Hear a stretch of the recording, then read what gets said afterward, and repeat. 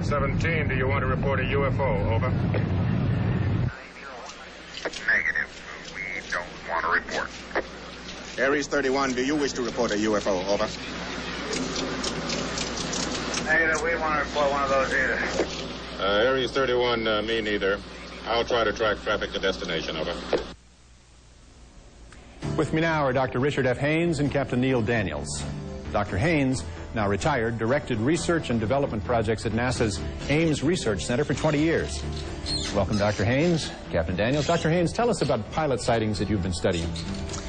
Well, Mike, I've dealt with over 3,000 pilot cases from all over the world, including some very skeptical pilots, I might add, who have since seen a UFO and completely changed their minds and risked their reputations. Why do you limit your research to pilots? Well, because pilots are very reliable and credible witnesses. Their jobs and their lives of their passengers depend on them. They must be aware of what's going on in the skies around them. Unfortunately, most of them ask for anonymity. Really, why is that? Well, I think it's because of fear of ridicule, or worse, fear of losing their jobs. I mean, no airline wants to be promoted with the slogan, "Fly us and see a UFO." Might increase business. Fortunately, we do have a pilot who has come forward and has enough courage to share his experiences. Captain Neil Daniels, who flew for United Airlines for 35 years. Captain Daniels, thanks for being here. Would you tell us about your experience with a UFO? I was piloting a flight from San Francisco to Boston on March the 12th in 1977. And at an altitude of 37,000 feet, I became aware of a blinding, bright white light out to the left of the DC-10. I estimated it to be at about 1,000 yards, and I don't know, the object could have been several hundred feet in diameter, but it didn't read on ground radar. Could you tell what it was? No. Could it have been a commercial flight or a military aircraft? Absolutely not. At the speed at which it departed, I've never seen anything like it. Was this object in any way a threat to your plane? The three compasses were indicating opposite directions, and the plane was veering off and banking to the left by a strong magnetic pull. Well, how did you and your crew react? The flight engineer kept repeating, I don't want to see it, I don't want to know about it. I don't want to know about it. Did you file a report? It was a short layover, and the FAA would have hassled me all night, so I let it go. So that was the end of that? Yes, but 6 months later, I was on a hunting trip with my boss, and I told him the story, and he said, "Gee, I'm sorry you told me that. Strange things happen to people who have these sightings." Strange things? Like what? Well, in my experience, people are fearful of losing their jobs or being transferred. So much for telling the truth. Well, thank you, Dr. Haynes, Captain Daniels, for coming forward on UFO Cover-Up. Incidentally, Captain Daniels now lectures at San Francisco's Fear of Flying Clinic. I mean, flying airplanes, not flying saucers.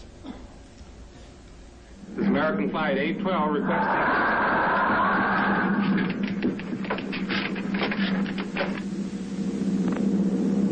Holy mackerel. Burbank Tower to American Flight 812. Are you in trouble? Trouble? Take a look for yourself. What in the world? That's nothing from this world. Coming up, a startling report live from Moscow.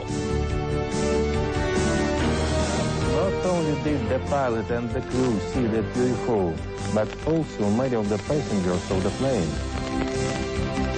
My father drove a Starship, so it's only natural I'd fly around in something space age.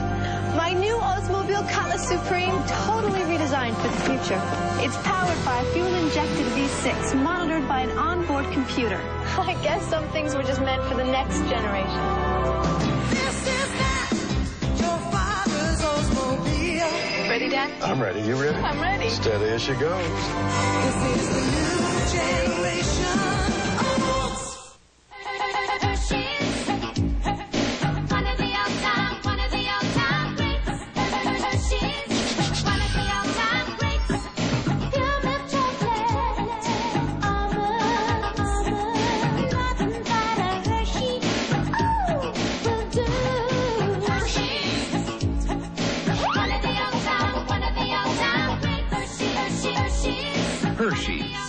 One of the all-time greats. New Quaker Extra Instant Oatmeal. Want to know what's extra about it? Extra vitamins. You get extra vitamin A, extra B6, C, E, extra iron. You get all the nutrition of oatmeal, plus a whole day's worth of all this stuff. What's it taste like? Tastes like good, hot Quaker oatmeal. Oh, one more extra. Your choice of fruit.